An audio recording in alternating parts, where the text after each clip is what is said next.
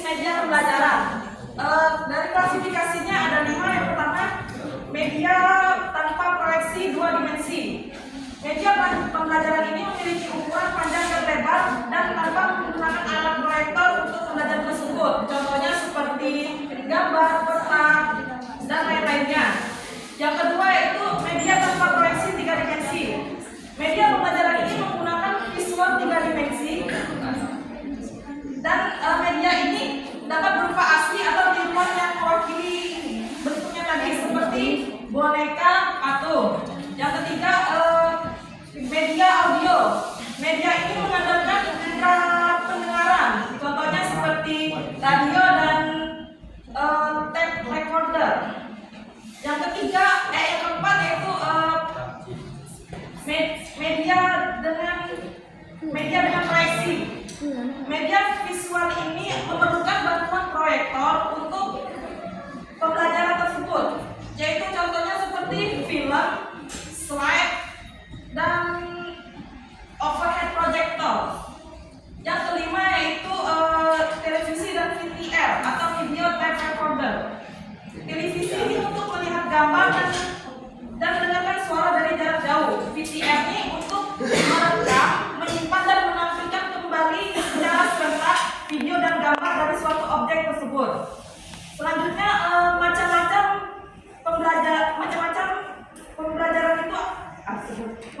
media pembelajaran itu ada 3. Yang pertama, media audio.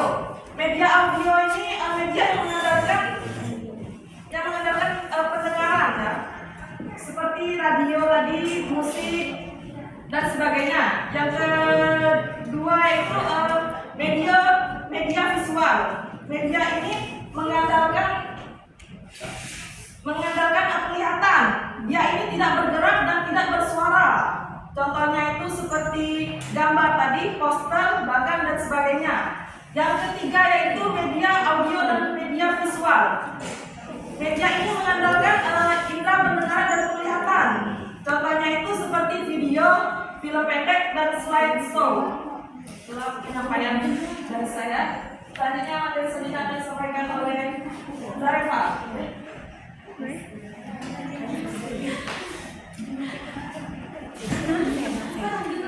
Tidak Bapak.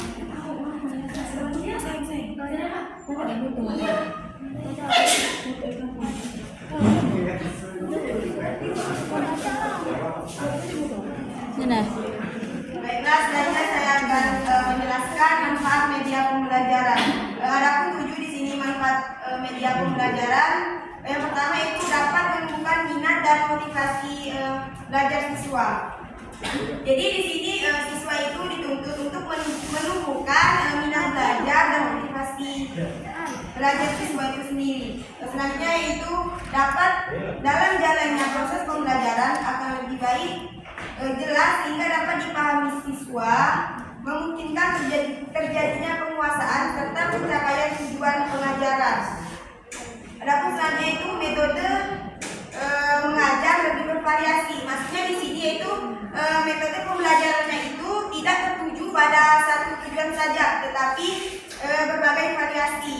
Selanjutnya itu siswa tidak hanya belajar lewat media visual saja, tetapi belajarnya itu langsung mengamati secara langsung. Selanjutnya itu menghasilkan pemanfaatan yang bermakna dari mata pelajaran dengan jalan melibatkan imajinasi dan partisipasi aktif. Selanjutnya itu media pembelajaran mampu membangkitkan, membawa pembelajaran ke dalam suasana rasa senang. Maksudnya di sini media pembelajaran itu mampu membuat siswa itu merasa senang dan tidak bosan.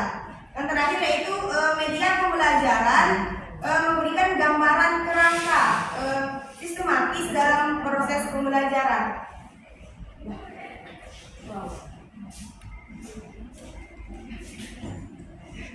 Selanjutnya akan dilanjutkan oleh Mutia. Saya persilakan.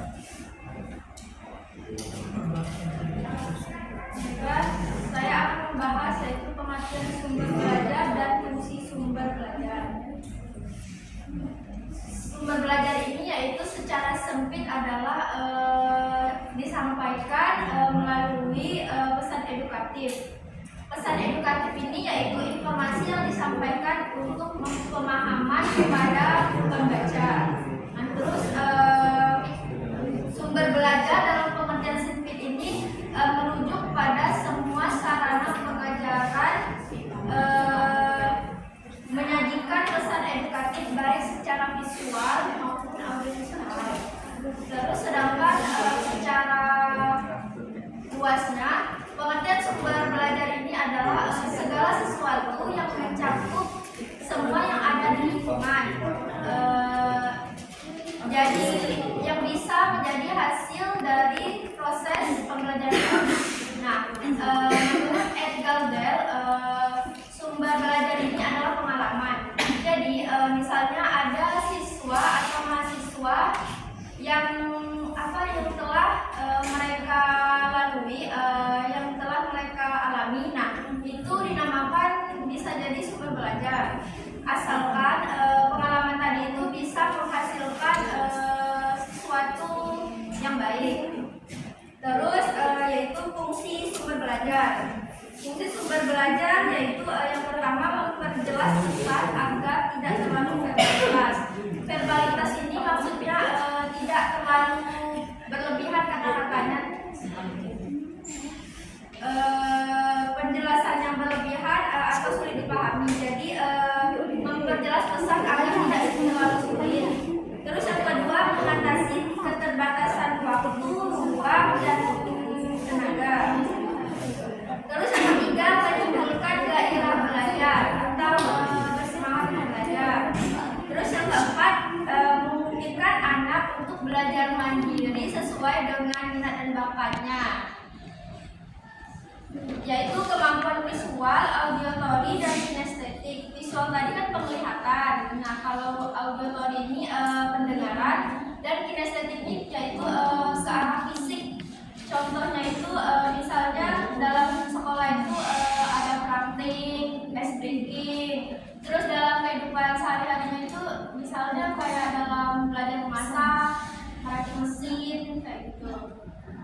Nah, terus yang terakhir memberikan rangsangan yang sama dan menimbulkan persepsi yang sama. Persepsi yang sama ini contohnya misalnya ada seorang pembicara yang menjelaskan pesan kepada pembacanya, terus pembacanya ini mengerti dengan jelas apa yang pembicara tadi sampaikan. Nah, jadi pembicara ini tuh berhasil menimbulkan persepsi yang sama.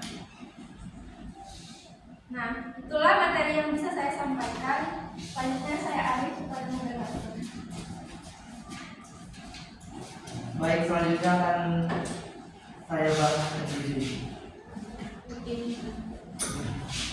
Ini